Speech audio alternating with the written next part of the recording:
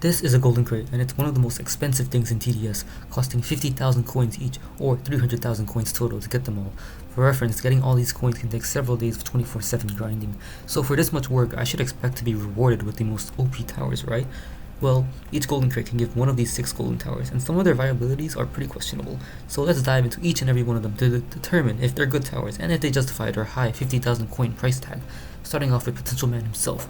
Give me liberty, give me fire, give me 50 coins or I retire, 0 niches, 0 strategies, 7 Vigil AI gifts. Golden Soldier, although a tower with decent stats, it's a very outclassed tower. I mean, even Militant, an intermediate tower that costs only 650 coins, has very similar stats to Golden Soldier. In fact, all of these intermediate towers see significantly more usage than Golden Soldier, which is just really sad.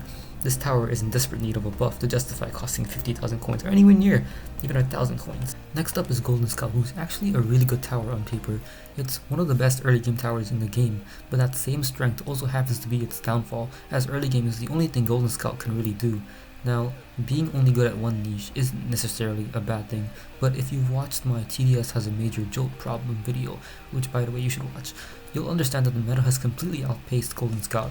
Why use a tower that can only do early game when you can use a tower that does early game just as well, along with other niches like crowd control or more boss DPS for example? What's worse is that the recent TDS update buffed Shotgunner, an intermediate tower that costs just 1,000 coins, a ton. They buffed it a ton, and it's now a really good speedrunning option for early game. Some are even saying it's second only to Brawler. So Golden Scout has a ton of competition that costs significantly less than its 50,000 coins price tag, and generally Golden Scout is not worth it. Next up is Golden Cowboy and Golden Pyromancer, who I want to talk about together because they both have the same issue. They're both way too similar in power level to their normal counterparts.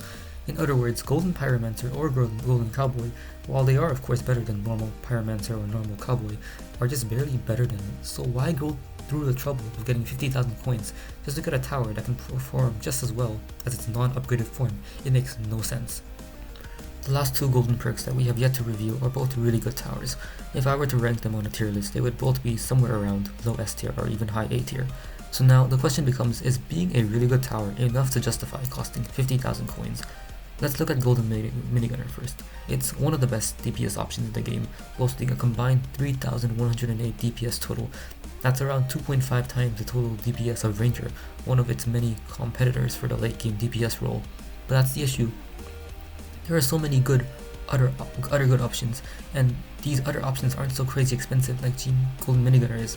One of the best comparisons for this argument is Accelerator. Both Golden Minigunner and Accelerator have the same niche of being high DPS towers that are vulnerable to stuns, and they have similar DPS performance. So, like the other golden towers we've talked about, we can just use cheaper alternatives who perform just as well, if not better sometimes, than these golden variants. That's not to say Accelerator outclasses Golden Minigunner, or we can't use Axel and Golden Minigunner together in the same loadout. But are you really going to commit 50,000 coins into what's barely an upgrade? There are many DPS options other than just Accelerator 2, Pursuit, Mercenary Base, and even normal Minigunner, who's generally agreed to be better than Golden Minigunner in solo specifically. So while Golden Minigunner is a great tower, 50k coins is still really overpriced. It should have always costed way less. The last golden tower is Golden Crook boss, who in my opinion is the best thing you can get from the Golden Crate. It's a great early game tower that, unlike Golden Scout, remains viable into mid to late game, and unlike Golden Minigunner, its fellow competitors are a lot more different. What I mean is that while Golden Crook boss has a lot of competitors, their competitors usually fulfill different niches like crowd control or whatever, whereas Golden Crook boss focuses on consistent DPS and stacking units. Now, is it worth 50k coins? I would still say no. None of these golden towers really justify their price tag, not even the most overpowered one, but Golden Crook boss is definitely the closest one to do so. In TDS, you don't really need any of the endgame towers when the NST towers perform almost just as well. This is something that the game has been working on, as you can see by the introduction of in-game towers like Hacker, and giving balanced changes to special towers such as Accelerator and Golden Minigunner itself. But it's still a work in progress, and while the towers have gotten stronger, the game modes have remained relatively the same enemy power level. You can beat all of TDS only using NST towers, while maintaining close to the consistency and speed that special towers would otherwise usually provide as the main advantage for getting them for the player.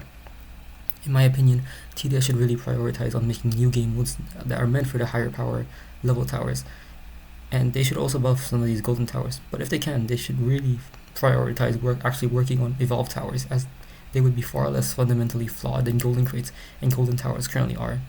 Thanks for watching, and if you liked the video, do consider subscribing please.